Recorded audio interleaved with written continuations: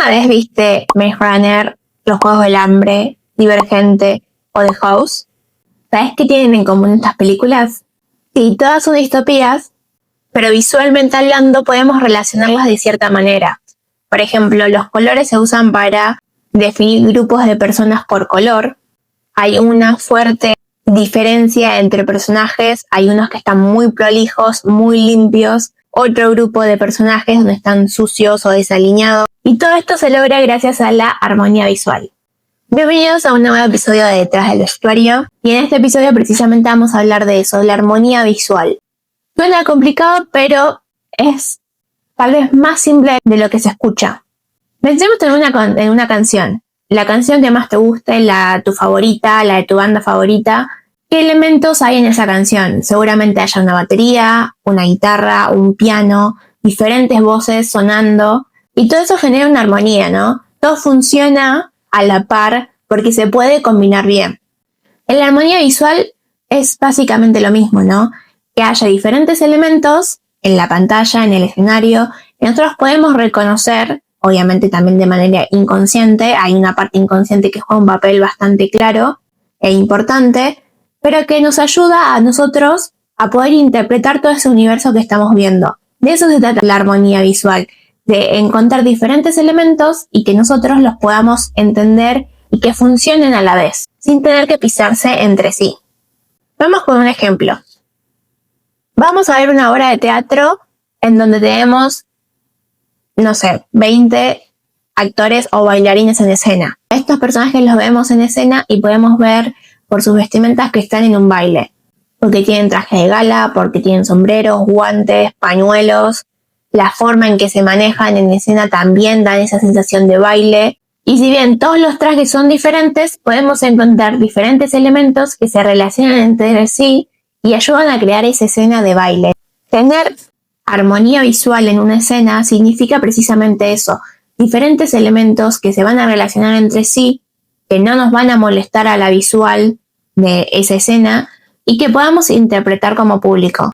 Se trata de un criterio sólido para poder elegir diferentes cosas relacionadas al vestuario, a la iluminación y a la escenografía que vayan a convivir todas a la par para precisamente mostrar la historia que queremos mostrar en el escenario o en la pantalla. Para lograr esto, para tener esta armonía visual, vamos a tener en cuenta 3 elementos muy importantes. El primero va a ser el color. Es una de las primeras cosas que vemos como público y es una de las cosas que más peso se le da a la visual de la escena o a través de la cámara. Son tal vez también uno de los elementos más complicados de terminar de definir porque entran muchas variables a la hora de elegir, ¿no? Pero si tenemos por eso un criterio claro, vamos a poder elegir mejor el color que se maneje en cada escena. Es bastante complicado de elegir porque cada color tiene cierto significado, cierta variación y que dependiendo de la cultura en donde se vaya a presentar va a poder tener un diferente significado. Por ejemplo, el color rojo, si vamos a Oriente, se usa también más para las novias. En cambio, en Occidente, el blanco es para las novias. Entonces tenemos que tener en cuenta en dónde se va a mostrar esa producción para tener en cuenta esos diferentes contextos de significado que podrían llegar a variar. Y no solo nos habla del contexto, también nos pueden ayudar a identificar personajes o jerarquías dentro de esos personajes, como puede ser, por ejemplo, Divergente otra vez, vemos que a través del color es que se van a dividir las facciones, ¿no? Tenemos osadía, abnegación, erudición y cordialidad, 4 facciones. Me olvidé de verdad, pero la cuestión es que cada facción representada por un color diferente. Entonces nosotros cuando vemos esa película los podemos diferenciar y asociar a la facción de la que vienen o a la que se van a trasladar. Entonces el color en este caso nos ayuda en esa jerarquía social y nos ayuda a identificar al otro en base a protagonistas, antagonistas, al contexto social del universo que estamos viendo para esa película. Es por eso que los diseñadores de vestuarios van a crear una paleta de color, más que crear, van a elegir una paleta de color de acuerdo a lo que se va a ir mostrando escena a escena, y esa paleta va a ir evolucionando a lo largo de toda la obra. No es como que va a cambiar drásticamente, pero sí se va a ir moviendo dentro de los valores que tenga esos colores, va a ir acentuándose o reduciéndose. Por ejemplo, pensemos en el círculo cromática, ¿no? Tenemos los colores primarios, el azul, el amarillo y el rojo, ¿no? De los colores primarios pasamos a los secundarios, que son la combinación de estos primarios. Sumando amarillo y azul vamos a tener los verdes, del amarillo y el rojo vamos a tener los naranjas, y del azul y el rojo vamos a tener los violetas. Entonces, a este círculo cromático vamos a poder asociar diferentes paletas de color de acuerdo a los grupos que formemos. Van a estar los colores análogos, que son los colores que están más cerca entre ellos. Por ejemplo, elijo una paleta de color donde predominen los naranjas y los rojos y los amarillos, que están uno al lado del otro. O elijo una paleta de color complementaria, que son los opuestos, como pasa con el rojo y el verde, que también estas cuestiones de elegir esta paleta de colores nos ayudan a entender la temporalidad en la que vamos a estar ambientados. Por ejemplo, el verde y el rojo vamos a asociarlo más a cuestiones navideñas, y eso va a ser lo primero en lo que pensemos si vemos una película navideña, ¿no? Va a ser diferente si vemos una película de terror. El rojo va a significar sangre, el verde también va a significar tal vez peligro, pero estos significados van a ir cambiando de acuerdo al género en lo que veamos. Los colores son los mismos, pero nuestro cerebro se va a adaptar de acuerdo al género que vamos a ver. Ya tenemos en el inconsciente colectivo diferentes signos y contextos que nos van a ayudar a asociar diferentes cosas de colores a diferentes géneros. O también podemos elegir una paleta de color monocromática, como pasa en el caso de Divergente, ¿no? Que cada grupo tiene un color en particular. Si bien en este caso se pueden elegir diferentes tonalidades para que no se empaste toda la imagen, no se mueve de ese color. Nosotros vemos la película y reconocemos cada facción por el color. Y lo mismo va a pasar con los otros dos ejemplos. Un caso de colores análogos es el vestuario de Maze Runner, por ejemplo. Siempre vamos a encontrar colores tierra, celestes, combinados con la naturaleza de fondo, ¿no? Entonces, ya ahí también hay otro diálogo entre vestuario y escenografía, o locación en este caso porque es un entorno exterior, pero que también juega un papel importante para generar esta cuestión de figura-fondo, de poder distinguir la profundidad de la escena a lo largo de todas las escenas de la película. Sin embargo, el color también se va a complementar con la silueta, que la silueta es la forma general del traje. Tiene que ver con los largos de cada prenda que tengamos, las formas en las que está hecha. Por ejemplo, en los años 50 las faldas eran o a la rodilla o un poquito más abajo. En los 60 empezaron a cortarse, entonces ahí empezaron a aparecer las minifaldas. O por el contrario, en el Renacimiento no se mostraban las piernas. Entonces, elegir de los cortes de la ropa también nos habla de una temporalidad, de una ambientación de época histórica para este universo que estamos creando. Y acá una aclaración, si bien se toma cierta cuestión histórica, no se trata de ser fielmente históricamente correctos. Se trata de mostrar una ambientación, pero también está la libertad consciente como diseñadores de poder crear un universo basado en esa temporalidad, pero que al mismo tiempo tengamos la libertad de cambiarla de acuerdo a la historia. ¿Qué quiero decir con todo esto? Que si bien podemos ambientarlo en una época, no necesariamente tiene que ser rigurosamente estricto para mostrarlo en pantalla. Por ejemplo, tenemos el caso de Outlander, donde tenemos un personaje de Claire que viaja en el tiempo. Entonces, ¿cómo llevamos a una mujer de los años 40, 50 a 1700, 800, no sé en qué año está bien ambientada, pero los rasgos de esa mujer de los años 40 se ve transformado en el vestuario de Claire de principios de siglo, o mismo siluetas que son de la época actual en la segunda temporada están trasladadas a la época en la que ella está después con Jamie en Francia. Entonces, ¿Estamos siendo históricamente correctos? No, porque se habla de un personaje que precisamente tiene todo un bagaje histórico que cambia y es parte de su personalidad. Importa más contar la historia de Claire que ser históricamente correctos al momento en que se está ambientando esa historia. Y no solo nos habla de sus pensamientos o su forma de llegar a ese punto, sino también de los sentimientos que puede llegar a tener ese personaje en diferentes escenas. Recuerden que la silueta es la forma general del traje. Entonces, si tomamos, por ejemplo, otro ejemplo como Orgullo y Prejuicio, la primera vez que vemos a Darcy, lo vemos obviamente todo recto y bien pulcro, como se espera en un hombre de la época, y está bien correctamente históricamente, pero a lo largo de toda la película vamos viendo cómo él se va desestructurando, podría ser la palabra, se va como amigando con su historia y aceptando que la quiere a Elizabeth. Entonces eso también se ve reflejado en la forma en que se sigue vistiendo. Tal vez ya no son trajes tan al cuello y tan cerrados, sino que se ve un contraste, por ejemplo, cuando la va a buscar en la pradera. No tiene más cosas en el cuello, no está vestido correctamente, pero sí sigue siendo alusión a la silueta de la época. Estas decisiones de vestuario tienen que ver precisamente con contar la historia y también elegir, ¿no? Estos errores históricamente de siluetas están pensados y tomados a conciencia para contar lo que se quiere mostrar. Entonces no son errores porque sí. Y estos errores no solo pasan en las películas.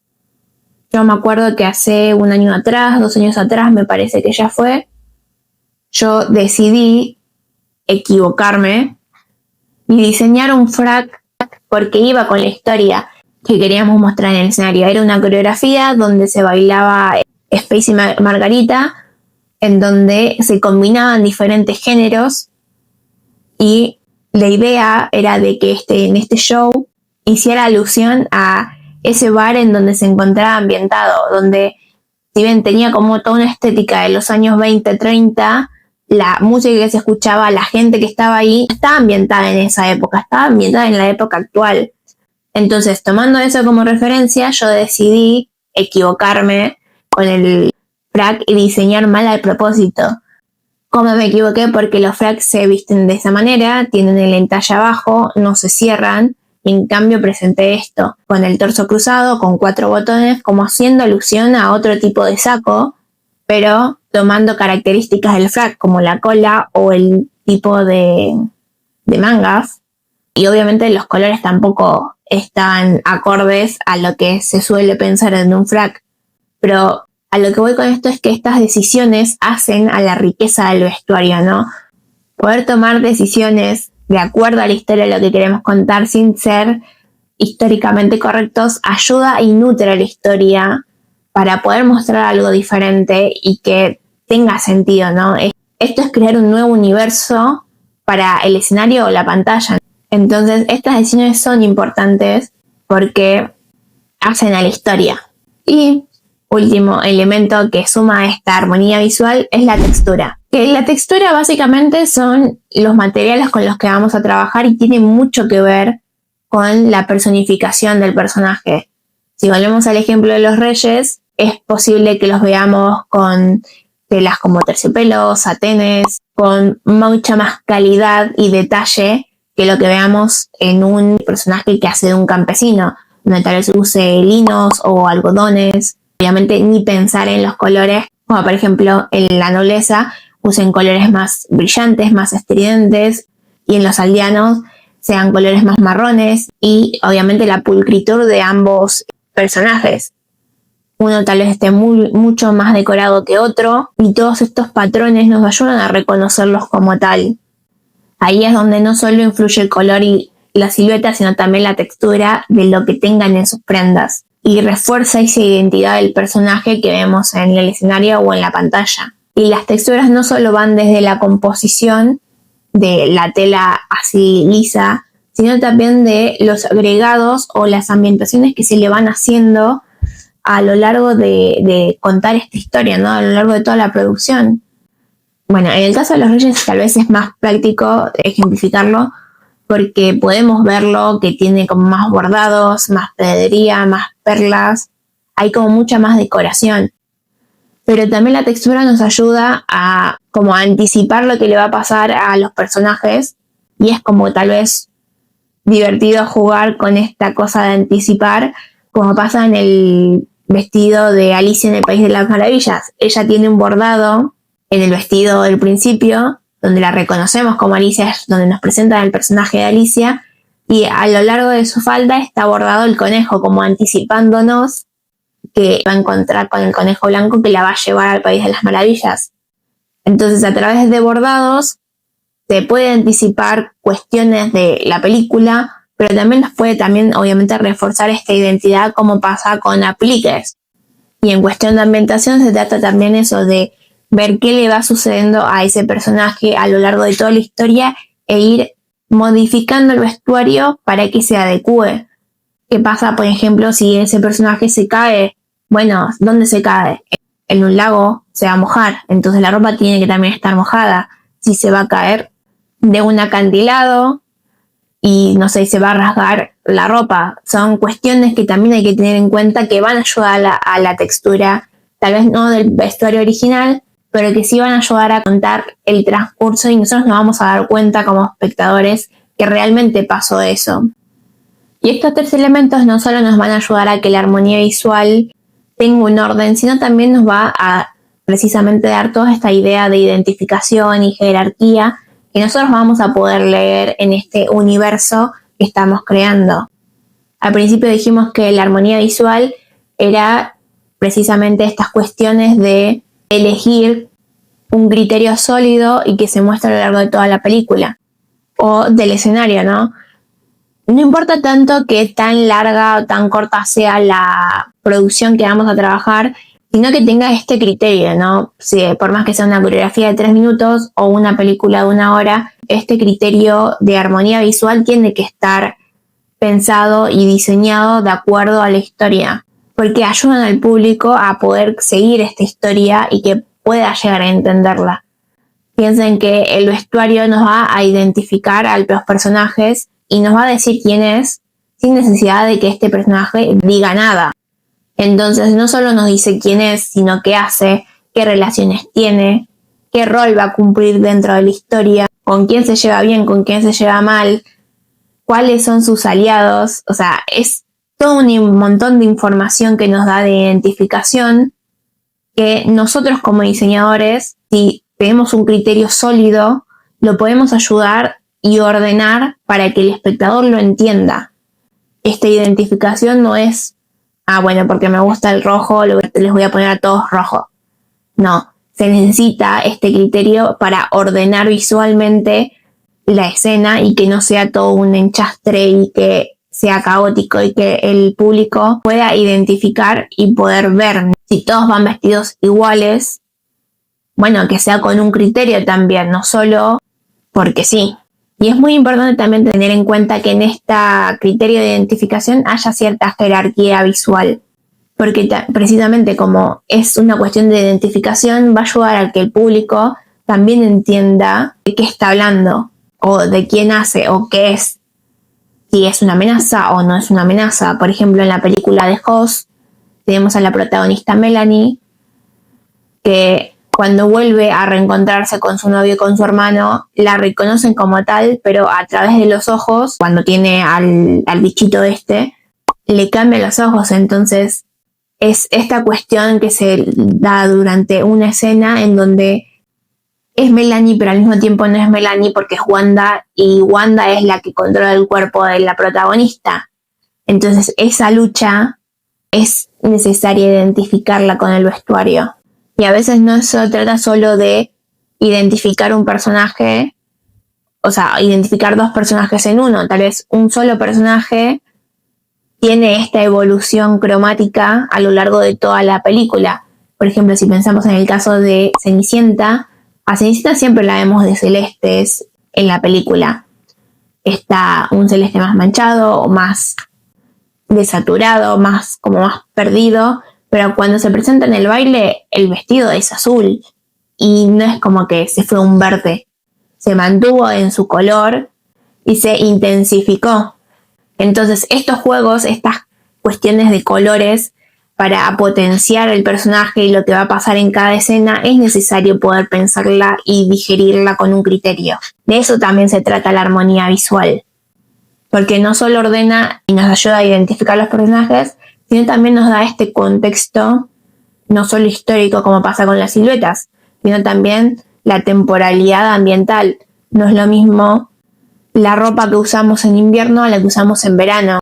La estacionalidad de la película o de la obra de teatro también influye qué elementos van a acompañar al personaje. Y nos dicen el transcurso del tiempo también, si es de día, si es de noche, si es invierno, si es otoño. Todas esas cosas también van a estar involucradas en esta cuestión de armonía visual, porque se complementa con otros departamentos, como es la iluminación o la escenografía. Si vamos a ambientar una obra en el invierno, bueno, tal vez la luz sea también más celeste o más blanca para ambientar esta cuestión de invierno. Hay una escena que a mí me encanta de Notting Hill, cuando vemos este cambio de temporalidad, literalmente la vemos en la película, no es como que nos lo dicen, solo vemos a Hugh Grant caminando, viendo el transcurso del tiempo y cómo va mutando a través de lo que pasa detrás y cómo él se va poniendo o sacando su saco o arremangándose. Y en esta escena nadie dice nada, solo lo vemos. Entonces también jugar con estas cuestiones ayuda a crear esta armonía visual. Lo vemos. Entonces, crear estos patrones, estos elementos a lo largo de toda la historia también puede ayudar, pensando en que todo esté conectado y construya este universo. Y paradójicamente estas cuestiones deberían pasar desapercibidas.